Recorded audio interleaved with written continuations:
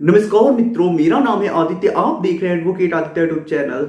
अगर आपके ऊपर कोई झूठा मुकदमा हो गया है या फिर अभी एफआईआर ही हुआ है, तो ऐसे में आपके पास एक प्रावधान होता है कि आप 482 सीआरपीसी में हाई कोर्ट चले जाएं और आपके ऊपर जो मुकदमा हुआ है आप उसे क्वैश यानी रद्द करा दें। आजकल हमारे सामने ऐसे बहुत सारे मामले आ रहे हैं जहां पे एक पत्नी अपने पति और पति के घर वालों के ऊपर झूठा 498A का मुकदमा दर्ज करा दे रही है। तो यहाँ पे तो पति के पास ये प्रावधान है कि जो पति है वो 482 सीआरपीसी में हाई कोर्ट जा सकता है क्योंकि उसके ऊपर झूठा मुकदमा हो गया है। लेकिन जो 482 सीआरपीसी का प्रावधान किया गया है और इसमें जो क्वैशिंग का प्रोविजन किया गया है वो काफी ज्यादा जटिल होता है। इसमें बहुत सारी बारीकियों को देखना पड़ता है, बहुत सारी महत्वपूर्ण चीजों को देखना पड़ता है। ऐसा नहीं है कि आपके ऊपर झूठा मुकदमा हो गया है और आप हाई कोर्ट जाएंगे, 482 सीआरपीसी का एप्लीकेशन लगाएंगे और हाई कोर्ट जो होगा वो आपके एफआईआर, जो आपके ऊपर झूठा एफआईआर हुआ है उसे क्वैश कर देगा, रद्द कर देगा। ऐसा नहीं होता है। बहुत सारी चीजों को ध्यान रखना पड़ता है। इसकी भी एक प्रक्रिया होती है, उसे फॉलो करना पड़ता है। सारी चीजों का जब आप ध्यान रखेंगे, जो भी महत्वपूर्ण चीजें हैं उनका फॉलो करेंगे, तभी आपका एफआईआर जो है वो क्वैश हो पाएगा। तो आज की इस वीडियो के माध्यम से मैं आपको बताऊंगा कि अगर आपकी पत्नी ने आपके ऊपर झूठा 498A का मुकदमा लगा दिया है, तो अगर आप हाई कोर्ट जाने की सोच रहे हैं और 482 सीआरपीसी का एप्लीकेशन लगा के उस एफआईआर को क्वैश कराने का सोच रहे हैं, तो आपको कौन सी सबसे ज्यादा बारीकी का ध्यान रखना पड़ेगा, कौन सी सबसे ज्यादा महत्वपूर्ण चीज है और कौन सी चीज का आप ध्यान रखेंगे, तो तब जाके आपका जो एफआईआर है तभी वो क्वैश हो पाएगा। और जो चीज मैं आपको बताऊंगा, अगर उस चीज का आप ध्यान नहीं रखती हैं और ऐसे ही सिर्फ प्रोविजन का यूज करने के लिए हाई कोर्ट चले जाते हैं, तो आप ये समझ के चलिए कि आपको कोई फायदा नहीं मिलने वाला है। तो आज का जो वीडियो है वो आप लोगों के लिए काफी ज्यादा इंपॉर्टेंट है और 482 के संबंध में आपको एक बहुत ही ज्यादा इंपॉर्टेंट जानकारी प्राप्त होने वाली है इस वीडियो के माध्यम से। तो चलिए वीडियो को शुरू करते हैं। अनअकैडमी पे एक नया बैच स्टार्ट किया गया है जिसका नाम है योद्धा फाउंडेशन बैच फॉर जुडिशरी। और ये जो बैच है वो 18 महीनों के लिए जुडिशरी एग्जाम के लिए लाया गया है। इस बैच में आपको अर्चना मैम, करण संगवान सर और उन्नति श्रीवास्तव मैम के द्वारा आपको नॉलेज दिया जाएगा और यही आपके एजुकेटर होंगे। और ये जो बैच है इसे 9 नवंबर 2021 को लॉन्च किया गया है और ये जो आपका बैच है वो 17 नवंबर 2021 से स्टार्ट हो जाएगा। तो जितना जल्दी हो सके आप इस बैच में इनरोल करा ले खुद को और अपनी तैयारी स्टार्ट कर दे। इसके अलावा अनअकैडमी पे अभी बहुत सारे ऐसे बैचेज हैं जो रनिंग चल रही हैं और जिसमें बहुत सारे स्टूडेंट नॉलेज प्राप्त कर रही हैं। जिन बैचों को अभी रनिंग में चलाया जा रहा है अनअकैडमी पे, आप उसे अपनी स्क्रीन पे देख सकती हैं। तो जितना जल्दी हो सके आप अनअकैडमी में इनरोल हो जाएं और अपनी तैयारी स्टार्ट कर दें। अनअकैडमी पे अगर आप सब्सक्रिप्शन लेते हैं तो यहाँ भी आपको स्पेशल ऑफर मिल रहा है जिसे आप अपनी स्क्रीन पे देख सकते हैं। तो जितना जल्दी हो सके आप अनअकैडमी पे सब्सक्रिप्शन ले लें और इस ऑफर का भी लाभ उठा लें। अनअकैडमी पे सब्सक्रिप्शन लेने का जो चार्ज है वो आपको अपनी स्क्रीन पे दिखाई दे रहे होंगे। तो जितना जल्दी हो सके आप अनअकैडमी पे सब्सक्रिप्शन ले लें और अपनी तैयारी शुरू कर दें। अगर आप सब्सक्रिप्शन लेते समय ASRI10 प्रोमो कोड का यूज करती हैं तो ऐसे में आपको 10% डिस्काउंट भी मिलेगा। तो आप इस ऑफर का भी लाभ उठा सकते हैं। तो अब देर किस बात की, जल्दी से अनअकैडमी पे सब्सक्रिप्शन लीजिए और अपनी तैयारी शुरू कीजिए और अपने सपने को पूरा कीजिए।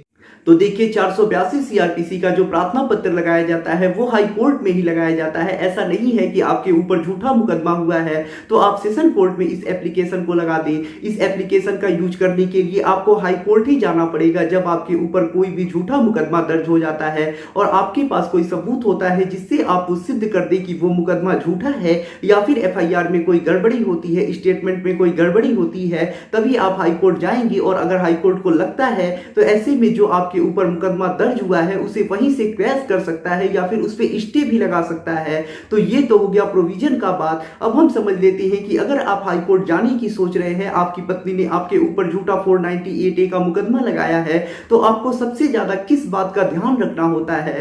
तो देखिए, हमारे कानून का एक सिद्धांत है और ये हमारे कानून में भी प्रावधान किया गया है, एविडेंस एक्ट में भी इसका प्रावधान किया गया है कि अगर आप चाहते हैं कि न्यायालय आपके पक्ष में, यानी आप न्यायालय से कोई मांग कर रही हैं और न्यायालय से जिस चीज की आप मांग कर रही हैं उस संदर्भ में आपके पक्ष में कोई फैसला सुनाए, तो न्यायालय को जो भी चीज आप मांग रही है, न्यायालय से जो भी रिलीफ आप मांग रही है, तो जिन तथ्यों को आप बता रहे हैं उन तथ्यों को सिद्ध करने की जिम्मेदारी आप ही के ऊपर होती है। यानी जो मुकदमा करता है, जो आरोप लगाता है, जो अपनी बात न्यायालय में बोलता है, बर्डन ऑफ प्रूफ उसी के ऊपर होता है। बर्डन ऑफ प्रूफ के ऊपर मैं एक डिटेल में वीडियो बना चुका हूं। अगर आप नहीं जानते हैं, इसे बारीकी से समझना चाहती हैं, तो मेरी उस वीडियो को देख लीजिएगा, आप सारी चीजें समझ जाएंगे।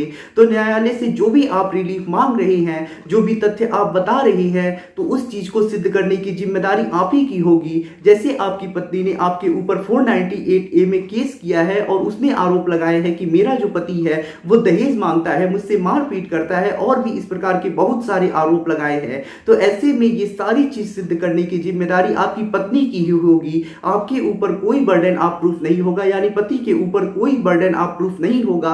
सारा बर्डन ऑफ प्रूफ जो होगा वो पत्नी के ऊपर ही होगा, उसी को ये सारी चीजें सिद्ध करनी पड़ेगी।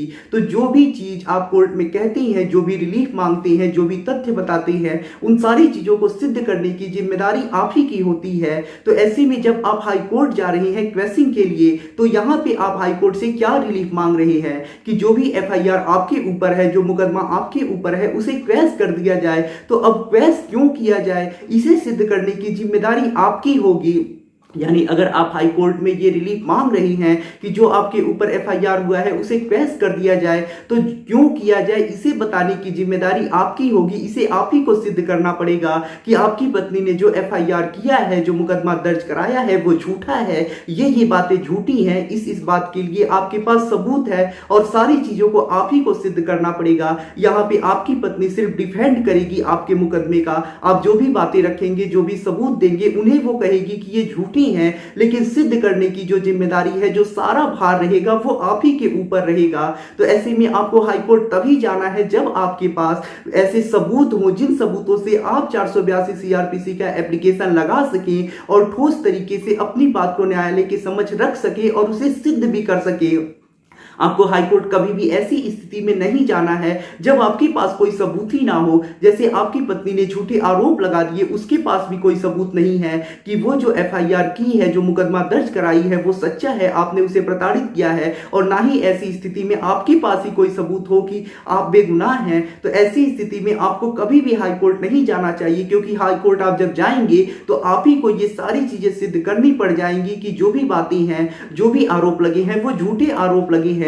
प्रथम दृष्टया में ही आपको ये सारी बातें झूठी सिद्ध करनी पड़ेगी। या फिर मान लीजिए अगर कोई FIR में गड़बड़ी हो गई है, पत्नी का स्टेटमेंट जो है वो कहीं दूसरा है, कहीं दूसरा है, तो इन आधारों पे भी आप हाई कोर्ट में FIR को क्वैश करा सकती हैं, केस को क्वैश करा सकती हैं। लेकिन ऐसे में भी सिद्ध जो करने की जिम्मेदारी रह रही है कि अलग अलग बयान दिए गए हैं, अलग अलग बातें बोली गई हैं, वो भी सिद्ध करने की जिम्मेदारी आप ही के ऊपर रहेगी, क्योंकि आप केस कर रहे हैं, न्यायालय से आप रिलीफ मांग रहे हैं। तो शायद जो चीज मैं आपको बताना चाह रहा था वो बारीकी से आप समझ चुके होंगे और जान चुके होंगे कि हाईकोर्ट आपको तभी जाना है जब आपके पास सबूत हो इस बात की कि आपके ऊपर जो मुकदमा लगा है वो झूठा लगा है। अगर आपके पास इस बात के ठोस सबूत नहीं है तो ऐसे में आपको सेशन कोर्ट से ही मुकदमा लड़ना है और खुद को बरी कराना है। ऐसी स्थिति में जब आपके पास कोई सबूत नहीं है, सिर्फ आपकी पत्नी झूठे आरोप लगाई है, उसके पास भी कोई सबूत नहीं है, आपके पास भी कोई सबूत नहीं है, तो आप सेशन कोर्ट में ही लड़िए। अगर आप हाईकोर्ट जाती हैं, वहां कोई सबूत नहीं दे पाती हैं, तो ये मान के चलिए कि हाईकोर्ट जाना भी आपका बेकार होगा और 482 CRPC का एप्लीकेशन भी लगाना बेकार होगा, आपका समय भी बेकार होगा, पैसा भी बेकार होगा और मेहनत भी बेकार होगा। तो ऐसी स्थिति में आपको हाईकोर्ट नहीं जाना है, सेशन कोर्ट में ही केस लड़ना है। तो आशा करता हूं सारी चीजों को आप अच्छी तरह से समझ चुके होंगे और 482 CRPC के संदर्भ में ये वीडियो आप लोगों के लिए काफी ज्यादा उपयोगी सिद्ध होगी। अगर आपको ये जानकारी पसंद आई हो तो वीडियो को लाइक करें। अगर आप किसी कानूनी समस्या से परेशान हैं और आप मुझसे फोन पे बात करके अपनी कानूनी समस्या का समाधान प्राप्त करना चाहती हैं तो इसके लिए डिस्क्रिप्शन चेक करें, वहां पे बताया गया है कि आप किस प्रकार से मुझसे फोन पे बात कर सकती हैं। अगर आपको वीडियो पसंद आया हो तो वीडियो को लाइक करें, अपने दोस्तों के साथ शेयर करें और यदि आप चैनल पे नए हैं तो चैनल को सब्सक्राइब करके बेल आइकन को दबाएं। मिलते हैं नए वीडियो के साथ अगले दिन, तब तक के लिए जय हिंद, जय भारत।